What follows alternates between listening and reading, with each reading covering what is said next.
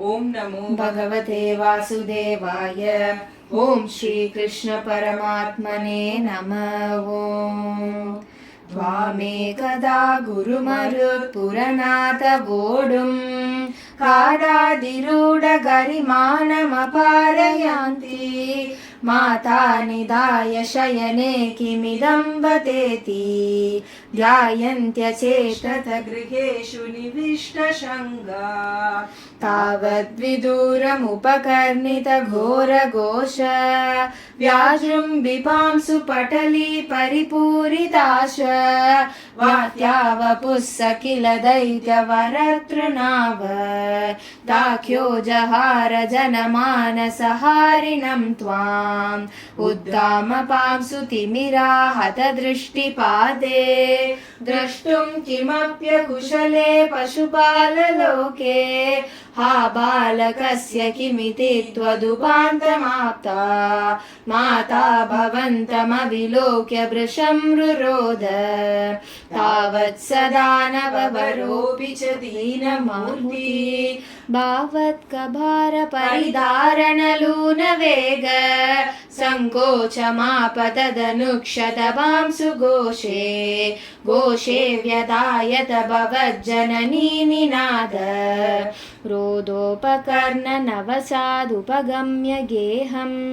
क्रन्दत्सु नन्दमुखगोपर्कुलेषु दीन त्वां दानवस्त्वखिलमुक्तिकरं मुमुक्षु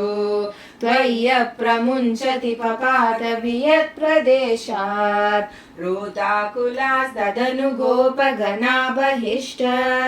पाषाणपृष्ठभुवि देहमतिष्ठ विश्वं प्रेक्षन्त हन्त निपतन्तममुष्य वक्ष क्षीणमेव च भवन्तमलं हसन्तम् भावप्रपात परिपिष्ट गरिष्ठ देह भ्रष्टासु दुष्ट दधुजोपरि दृष्टहासम् आज्ञानमम्बुजकरेण भवन्तमेत्य गोपाद दुर्गिरिवरादिव नीलरत्नम् एकैकमाशु परिगृह्य निकामनन्दन् नन्दादिगोप परिरब्ध विचुम्बिताङ्गम् आदातु काम परिशङ्कित गोपनारी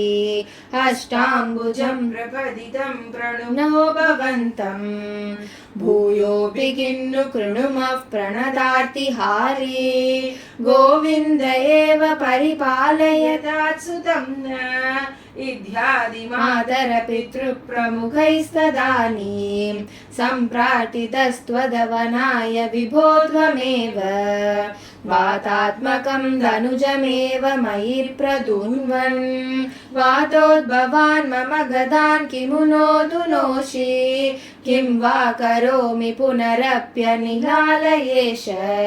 निःशेष रोगशमनं मुहुरर्तये त्वाम् सर्वत्र गोविन्द नाम संकीर्तनं गोविन्द गोविन्द।